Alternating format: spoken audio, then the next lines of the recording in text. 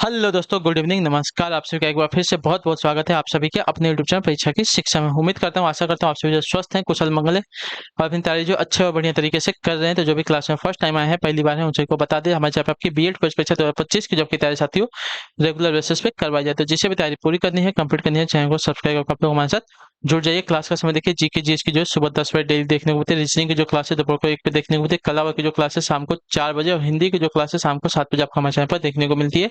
तो आप सभी को इसी टाइम पर क्लासेस से जुड़ना है, तैयारी को पूरा और कंप्लीट करना है। नीचे डिस्क्रिप्शन आप सबको इंस्टाग्राम टेलीग्राम का लिंक मिलेगा, तो आप इंस्टाग्राम पर फॉलो करेंगे, टेलीग्राम चैनल को ज्वाइन करेंगे। टेलीग्राम चैनल पर डेली बेसिस पर क्लास का अपडेट, साथ ही साथ जो आपका एग्जाम का अपडेट भी है टेलीग्राम चैनल के माध्यम से आपको बताया जाएगा। तो आप सबको जो है टेलीग्राम चैनल को ज्वाइन करके रखना पड़ेगा, ठीक है। चलिए क्लास स्टार्ट करेंगे बिना किसी देरी के।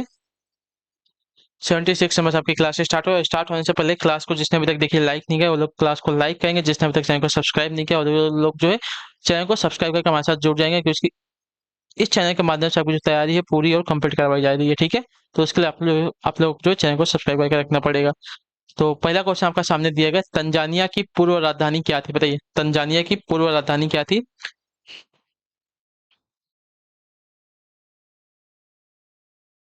तो आपका राइट आंसर हो जाएगा, देखिए तंजानिया की पूर्व राजधानी आपकी दार ए सलाम थे, ठीक है। ऑप्शन नंबर जो डी दिया गया आपका राइट आंसर होगा, ठीक है। अफ्रीका महाद्वीप में स्थित देश तंजानिया की पूर्व समय में राजधानी आपकी दार ए सलाम, ठीक है, थी। वर्तमान में इसकी राजधानी आपकी डोडोमा है, ठीक है। क्लियर हो गया इसका? वर्तमान में जो इसकी राजधानी है क्या है? डोडोमा। ये करंट वाली है, ठीक है, इतना याद रखिएगा। और पास्ट वाली हमारी दार ए सलाम थी। अगले क्वेश्चन की तरफ बढ़ेंगे। आपका है 77वां, माउंट एवरेस्ट नाम किसके नाम पर रखा गया? बताइए, माउंट एवरेस्ट नाम जो है किसके नाम पर रखा गया है?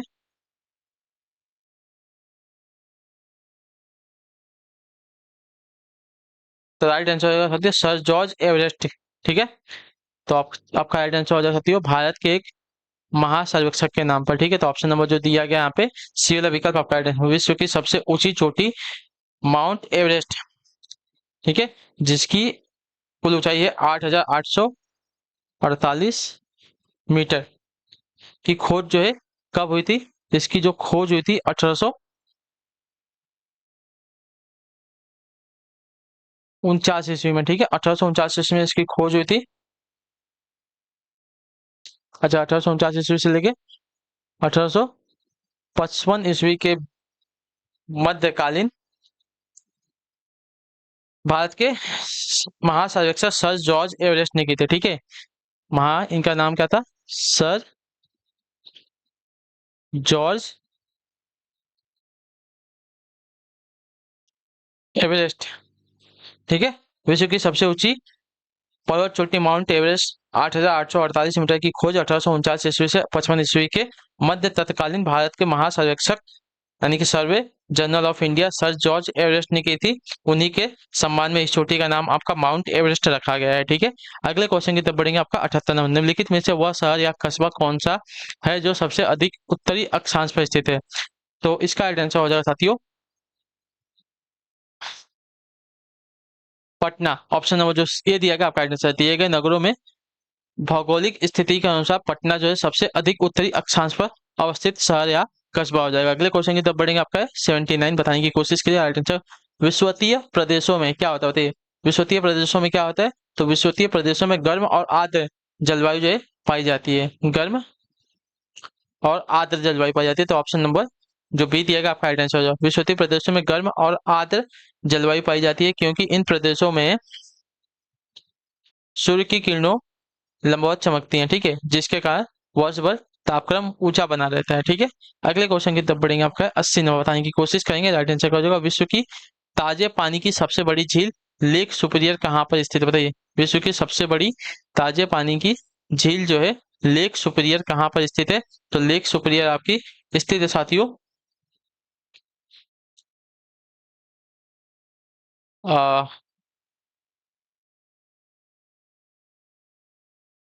यूएसए एवं कनाडा में स्थित है, ठीक है, यानी कि संयुक्त राज्य अमेरिका में स्थित। तो ऑप्शन नंबर जो ये दिया गया आपका आंसर हो जाएगा। विश्व की ताजे पानी की सबसे बड़ी झील लेक सुपीरियर यूएसए यानी कि यूनाइटेड स्टेट ऑफ अमेरिका यानी कि संयुक्त राज्य अमेरिका में एवं कनाडा में स्थित है।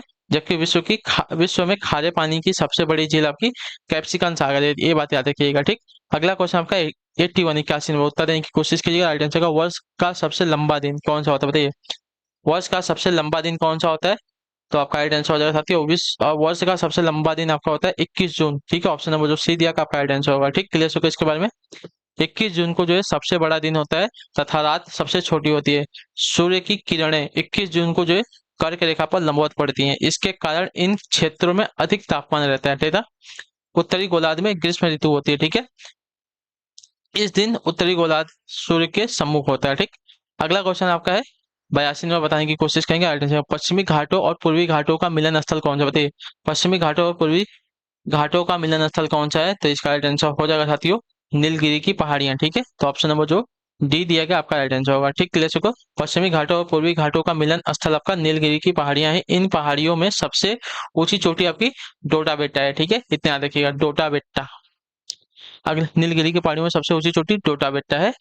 गिरनार परियोजना कहाँ स्थित है बताइए। गिरनार परियोजना कहाँ पर स्थित है? तो आपका राइट आंसर है महाराष्ट्र के नासिक जिले में गिरनार नदी पर स्थित है। ठीक है, तो ऑप्शन नंबर बी आपका राइट आंसर होगा। ठीक, क्लियर हो इसके बाद महाराष्ट्र के नासिक जिले में गिरनार नदी पर आपका कौन सा तो गिरनार परियोजना स्थित है। अगले क्वेश्चन की तरफ बढ़ेंगे। 84 84 नंबर सूची 1 को सूची 2 से सम्मिलित कीजिए और सूचियों के नीचे दिए गए कूट का प्रयोग करके सही उत्तर को चुनना है। ठीक है, सूची 1 है, सूची 2 है। हिमाचल की चोटी, हिमालय की चोटी है और राज्य दिया गया है। तो नंगा पर्वत कौन से राज्य में स्थित है? ठीक है, हिमालय की चोटी आपकी जो नंगा पर्वत है कहाँ पर स्थित है, कौन से? तो आपका राइट आंसर साथियों जम्मू कश्मीर में स्थित है। ठीक है, क्लियर सभी को। नंदा देवी कौन से राज्य में स्थित है? तो नंदा देवी आपका उत्तराखंड में स्थित है। ठीक है, और कंचनजंगा आपका सिक्किम राज्य में स्थित है। तो आपका 1 3 2 मिलान हो जाएगा। ठीक, क्लियर हो इसके बाद नंगा पर्वत आपका जम्मू और कश्मीर में है, नंदा देवी आपका उत्तराखंड में है और कंचनजंगा आपका सिक्किम राज्य में है। चलिए 1 3 2 आपका मिलान हो जाएगा। चलिए अगले क्वेश्चन की तरफ बढ़ेंगे। तो इसका स्क्रीनशॉट ले लेंगे। ठीक है, फटाक से स्क्रीनशॉट ले लिया। चलिए आगे बढ़ेंगे, अगले क्वेश्चन की तरफ बढ़ेंगे। आपका है 85 नंबर। स्क्रीनशॉट इसलिए बोला हूँ कि वहां पे एक ही क्वेश्चन में आपके 3 क्वेश्चन तैयार हो गए। ठीक है, जिसकी वजह से निम्नोक्त दर्रों में कौन सा सतलज घाटी में पड़ता है बताइए। निम्नोक्त दर्रों में से कौन सा जो है सतलज घाटी में पड़ता है?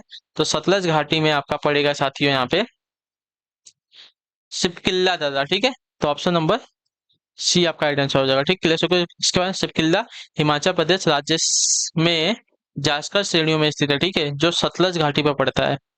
अगले क्वेश्चन की तरफ बढ़ेंगे। आपका 86 नंबर 86 है। नेपोलियन बोनापार्ट निवासी था कहाँ बताइए। नेपोलियन बोनापार्ट कहाँ का निवासी था? तो आपका राइट आंसर साथियों फ्रांस का। ऑप्शन नंबर जो डी दिया गया आपका right answer. Napoleon Bonaparte France का निवासी था। नेपोलियन बोनापार्ट महाद्वीपीय व्यवस्था के कारण विशेष रूप से चर्चित रहा। ठीक है, क्लियर को इसके बारे में किसके वजह से? तो महाद्वीपीय व्यवस्था से। अगले क्वेश्चन की तरफ बढ़ेंगे। आपका है 87 87 में पंचशील का सिद्धांत निम्नलिखित में से कौन नहीं है बताइए। पंचशील का सिद्धांत निम्नलिखित में से कौन नहीं है? तो इसका राइट आंसर यहाँ पे हो जाएगा साथियों गुप्त निरपेक्षता। ठीक है, ऑप्शन नंबर जो ए दिया गया है आपका राइट आंसर होगा। क्लियर हो गया इसके बाद पंचशील का सिद्धांत भारत और चीन द्वारा 29 अप्रैल 1954 में घोषित किया गया था। ठीक है, इस समय भारत के प्रधानमंत्री पंडित जवाहरलाल नेहरू थे।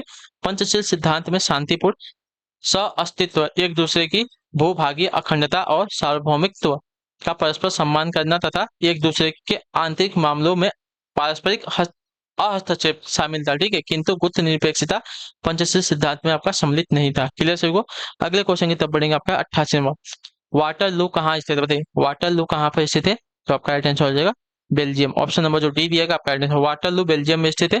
यहीं पर नेपोलियन ने 18 जून 1815 को अपने जीवन की अंतिम लड़ाई लड़ी थी। ठीक है, जिसमें वह पराजित हो गया था। उसे बंदी बनाकर सेंट हेलेना द्वीप भेज दिया गया। ठीक है, जहां उसकी जो है मृत्यु हो गई। चलिए अगले क्वेश्चन की तरफ बढ़ेंगे। आपका है 89 नंबर। उत्तर देने की कोशिश कीजिएगा। राइट आंसर रूसी क्रांति के जनक कौन है? तो रूसी क्रांति के जनक कौन माने जाते हैं? तो आपका राइट आंसर हो जाएगा साथियों V.I. लेनिन। ठीक है, ऑप्शन नंबर जो सी दिया गया आपका राइट आंसर। रूसी क्रांति वर्ष 1917 में हुई थी। इसके जनक आपके V.I. लेनिन थे। ठीक है, लेनिन वर्ष 1917 से वो वर्ष 1924 तक जो सोवियत संघ के अध्यक्ष रहे थे। अगला क्वेश्चन आपका 90 नंबर। बताने की कोशिश कीजिएगा। 90 पर राइट आंसर। किस आंदोलन का नेतृत्व करने के लिए मार्टिन लूथर किंग को जाना जाता है बताइए। किस आंदोलन का नेतृत्व करने के लिए जो है मार्टिन लूथर किंग को जो है जाना जाता है? तो इसका राइट आंसर आपका हो जाएगा साथियों रंग भेद के विरुद्ध। ठीक है, ऑप्शन नंबर जो बी दिया गया आपका right answer. Martin Luther king एक अमेरिकी निग्रो नेता था। ठीक है, इन्होंने महात्मा गांधी की अहिंसात्मक मार्ग का अनुसरण करते हुए तथा रंग भेद नीति के खिलाफ लड़ते हुए निग्रो जाति के लिए नागरिकों के लिए जो है कठिन संघर्ष किया। वर्ष 1964 में इन्हें जो है नोबल शांति पुरस्कार से सम्मानित किया गया था। ठीक है, अगला क्वेश्चन आपका है 91 नंबर, बताइएगा राइट आंसर। महान दार्शनिक प्लेटो किस देश का निवासी था? तो इसका राइट आंसर हो जाएगा साथियों यूनान यानी कि ग्रीस का। ठीक है, ऑप्शन नंबर जो बी दिएगा आपका राइट आंसर। प्लेटो यूनान यानी कि ग्रीस के एक महान दार्शनिक थे तथा ये जो सुकरात सुकरात के शिष्य तथा अरस्तु के गुरु थे। ठीक है, इनकी रचनाएं द लॉज तथा रिपब्लिक विश्व की जो है प्राचीनतम रचनाओं में गिनी जाती है। The laws and republic. अगला क्वेश्चन आपका 92 नंबर बताने की कोशिश करेंगे।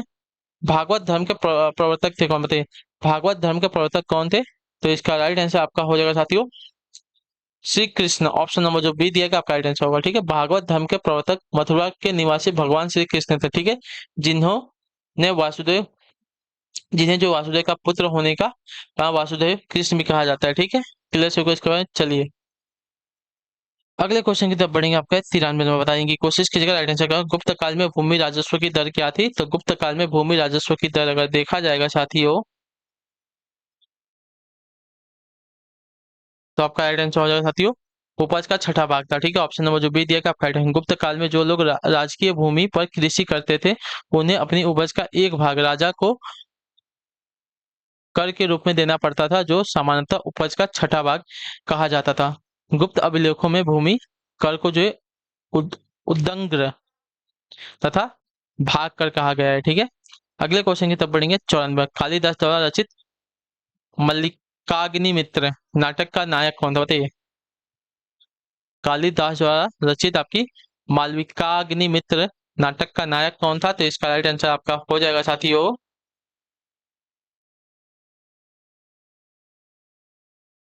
अग्निमित्र। ठीक है, ऑप्शन नंबर जो सी दिया गया आपका राइट आंसर होगा। ठीक है, कालिदास की प्रसिद्ध रचना मालविकाग्निमित्र 5 अंकों का नाटक है जिसमें नायक अग्निमित्र और नायिका आपकी मालविका की प्रणय कथा वर्णित था। ठीक है, अग्निमित्र शुंग शासक पुष्यमित्र शुंग का पुत्र था। ठीक, क्लियर हो गया इसके बारे में। चलिए अगले क्वेश्चन की तरफ बढ़ेंगे। 95 नंबर उत्तर देने की कोशिश कीजिएगा राइट आंसर को आ जाओ।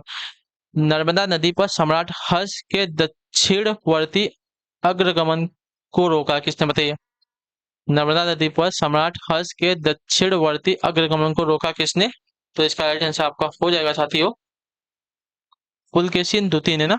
तो ऑप्शन नंबर बी आपका राइट आंसर होगा। ठीक है, क्लियर सभी को। हर्ष द्वारा विजित क्षेत्रों की सीमा नर्मदा नदी तक जो है पहुंच चुकी थी। इधर पुलकेशिन द्वितीय भी उत्तर की ओर राज्य का विस्तार करना चाहता था। ऐसी स्थिति में दोनों के बीच युद्ध असंभवी हो गया। ठीक है, यानी कि मतलब संभव नहीं था, हो गया।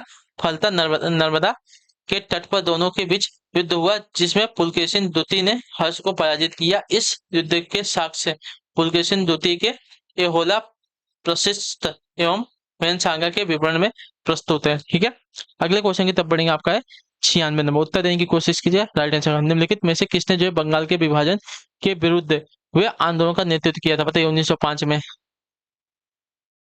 तो इसका राइट आंसर हो जाएगा सुरेंद्रनाथ बनर्जी। ठीक है, ऑप्शन नंबर ये जो दिया गया आपका राइट आंसर होगा। वर्ष 1905 में सुरेंद्रनाथ बनर्जी ने बंगाल के विभाजन के विरुद्ध में हुए प्रारंभिक आंदोलन का नेतृत्व किया था। ठीक, अगला क्वेश्चन आपका है 97 बताने की कोशिश करेंगे। मुजफ्फरपुर में किंग्स फोर्ड की हत्या का प्रयास कब किया गया था? बताइए, मुजफ्फरपुर में किंग्स फोर्ड की हत्या का प्रयास कब किया गया था?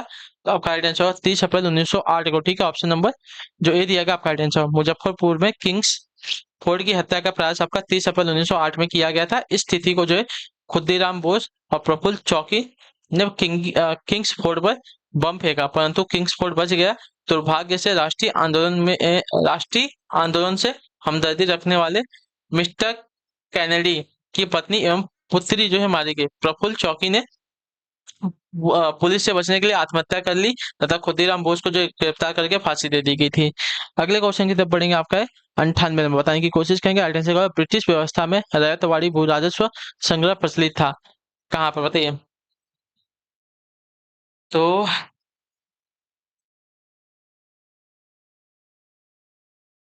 इसका राइट आंसर हो जाएगा साथियों दक्षिणी भारत में। ठीक है, ऑप्शन नंबर जो डी दिया गया आपका राइट आंसर। रैयतवाड़ी प्रथा को कैप्टन रीड और थॉमस मुनरो ने 18वीं शताब्दी में शुरू किया। ठीक है, ब्रिटिश व्यवस्था में रैयतवाड़ी भू राजस्व संग्रह जो है दक्षिणी भारत में प्रसिद्ध था। ठीक है, जिससे में मद्रास प्रेसिडेंसी प्रमुख थी। अगला क्वेश्चन आपका है 99 नंबर, उत्तर देने की कोशिश करेंगे। क्या हो जाएगा, पूछा होगा कि निम्नलिखित तमिल ग्रंथों में किसे आपका लघु वेद की संज्ञा दी गई। बताइए लघु वेद की संज्ञा निम्नलिखित में से किस तमिल ग्रंथ को दी गई है। इसका राइट आंसर क्या हो जाएगा, तो आपका राइट आंसर होती है कुरल को। ऑप्शन नंबर जो डी दिया गया आपका राइट आंसर होगा। ठीक है, लघु वेद की संज्ञा आपकी तमिल भाषा में रचित कुरल को दी गई है। इस ग्रंथ में कुल आपके 133 अध्याय और 1330 कविताएं हैं। ठीक है, इसके रचयिता आपके संत तिरुवल्लुवर थे। ठीक है, अगले क्वेश्चन की तो बढ़ेंगे आखिरी क्वेश्चन 100 नंबर। क्या है, टीपू सुल्तान ने अपनी राजधानी बनाई थी किसको। श्रीरंगपट्टनम को, मैसूर को, बेंगलोर का, कोयम्बटूर को। तो इसका राइट आंसर हो जाएगा साथियों श्रीरंगपट्टनम को। ऑप्शन नंबर जो ही दिया गया आपका राइट आंसर। टीपू सुल्तान ने अपनी राजधानी श्रीरंगपट्टनम बनाई, जहां पर 1792 ईस्वी में उसने जो है अंग्रेजों के साथ तृतीय आंग्ल मैसूर युद्ध में संधि भी की थी। ठीक है, 1799 ईस्वी के चतुर्थ आंग्ल मैसूर युद्ध में श्रीरंगपट्टनम की रक्षा करते हुए टीपू सुल्तान जो है शहीद हो गया था। ठीक है, चलिए इसी के साथ जो आपकी क्लास है आज की यहीं पे पूरी हो गई, कंप्लीट हो गई। आई होप कि आपको क्लास जो अच्छी लगी है, पसंद आई तो क्लास को लाइक कर दीजिएगा। चैनल पर पहले होता है चैनल को सब्सक्राइब कर अपना जो फीडबैक है क्लास का नीचे कमेंट में बता के जाइएगा। ठीक है, तो हम आपसे मिलेंगे आपकी अगली क्लास में, नेक्स्ट क्लास में। तब तक के लिए टाटा बाय बाय, जय हिंद, जय बात। आपसे क्लास से जुड़ने के लिए बहुत बहुत ही धन्यवाद साथियों।